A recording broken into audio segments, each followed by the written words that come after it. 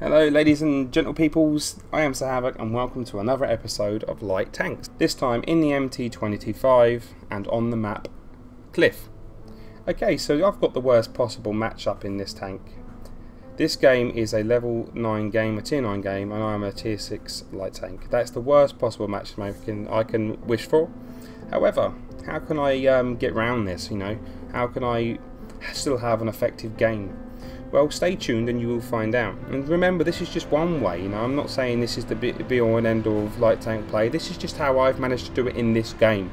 And like any of my videos, it's just the basics that I'm showing you guys. They are all just one game. There are many ways of doing this, but I'm hoping by watching each video, you can pick up a few tips in each video to take into your own game and practice. Some of you might know this stuff already and it serves as a reinforcement, but some of you might not have thought about some of the stuff that I do, and you can really apply it to your game and hopefully get a much better score as a result. I'm a competent light tank player. I love light tanks and they're my passion in this game, so I'm putting a lot of light tank stuff up for you guys at the moment. I will be putting some heavy and mediums and going back to the normal tanks, but right now I'm having fun on my light, so why not share it with you guys and see if we can go on the journey together. Thanks for tuning in one more time, and I'll see you at the end of the match.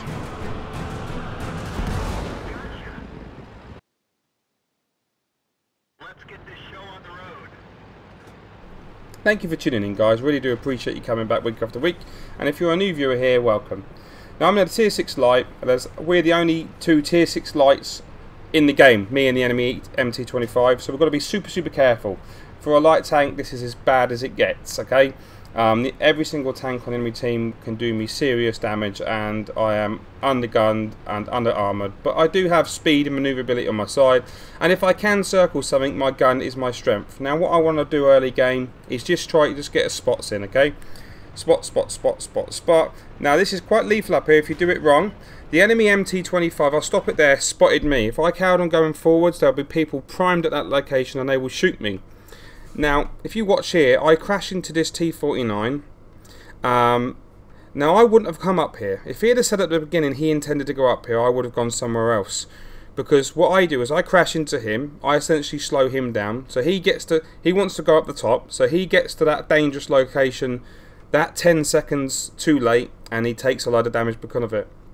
Communication is key if you're in lights and you're working with other lights.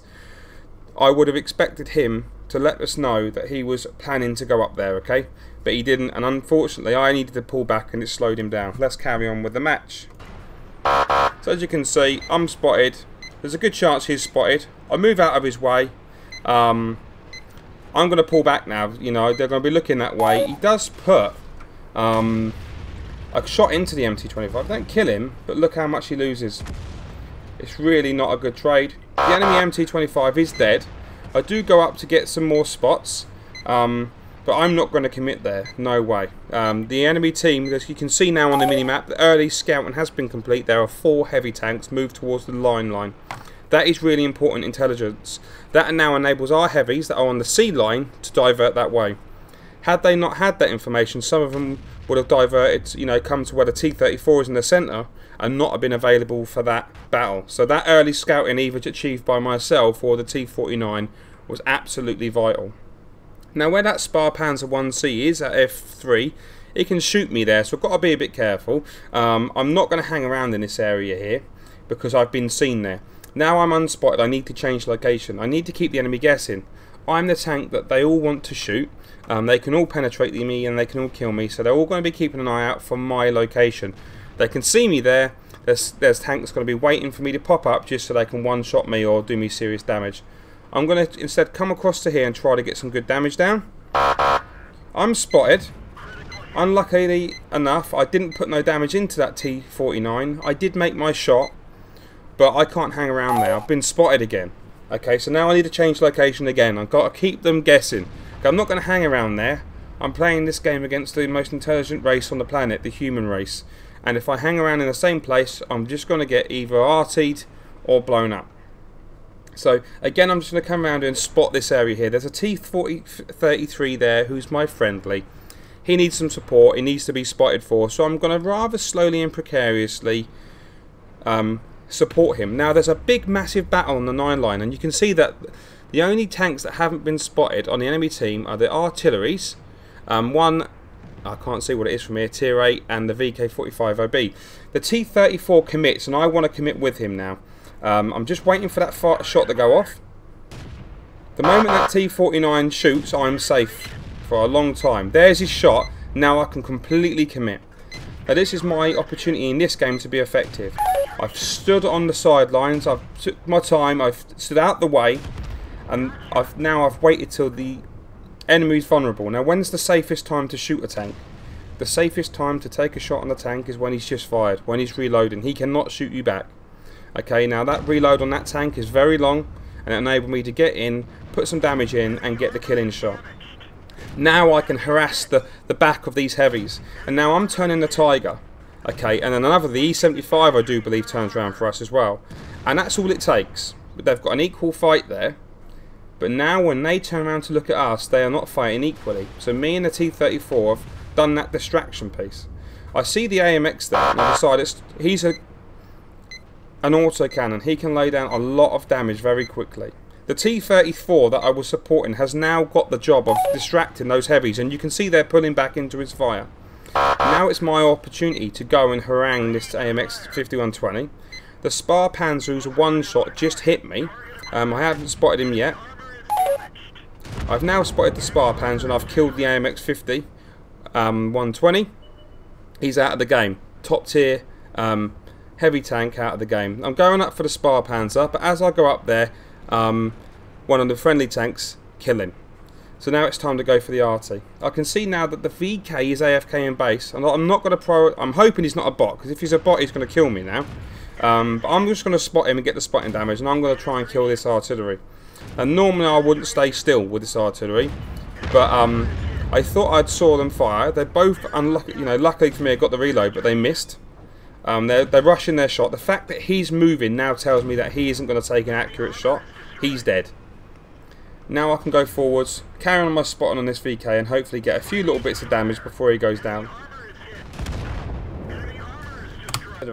So there we go, guys. That's how you can kind of do that in that map. You know, you get the spots, you keep swapping location, keep the enemy guessing, and the moment you see that gap, the moment you see that safe ability to punch through and do some damage and change the course of the battle, you do it. The safest time to shoot a tank is when he's reloading. A tank like that T49 reloads for the best part of a minute. So once he had fired, I'm straight in there and I'm behind the enemy line, up harassing the heavies, up harassing the artillery. Okay, and that's one way. That's not the only way, but that's one way you can work a low tier light tank in a map like this to cliff. Ace Tanker badge, always good to see them.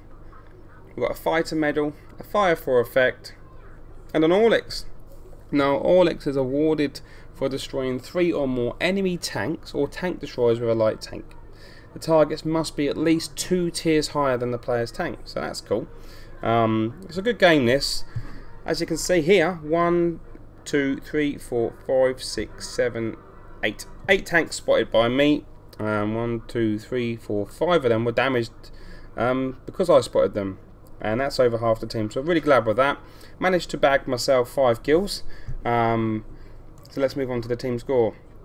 Well, as you can see, I only got 1330 damage, which isn't a huge amount, but I got 5 kills, and that gave me the highest base XP of the game. Now, this is the base XP. This is without any add-ons, doubles, or bonuses. Okay, and that's just my medals there. So I made 24 shots. I claimed, 20 of them and penetrated 18. I only got myself 750 damage upon detecting, but that's not terrible. So what am I doing, guys? What's all this about? So this light tank tutorials, rather than doing traditional tutorials that I've done, like active, passive, I figured it would be good to give you guys an example of how I go about different maps. And I hope, I've done Engst, which is a typical light tank nightmare for some people. I've done Himmelsdorf, and I'm going to continue to do light tanks, so just so you can get an example about how I would go about it. There will be a range of different light tanks, mainly the MT25 and the VK, but I do play the T37 and T54 lightweight and others, so you will see some more light tanks coming up. and I'm doing this just to hopefully it can benefit you guys in some way. So if you do feel like you've benefited from this, please give us a thumbs up and a nice comment. And if you're not a subscriber, why not consider subscribing to get notifications of when my videos come on. I do release videos every single week, so stay tuned for the next one that comes along. Thank you very much for tuning in. Why not hang around, because I've got links to my next videos coming up. So here we go.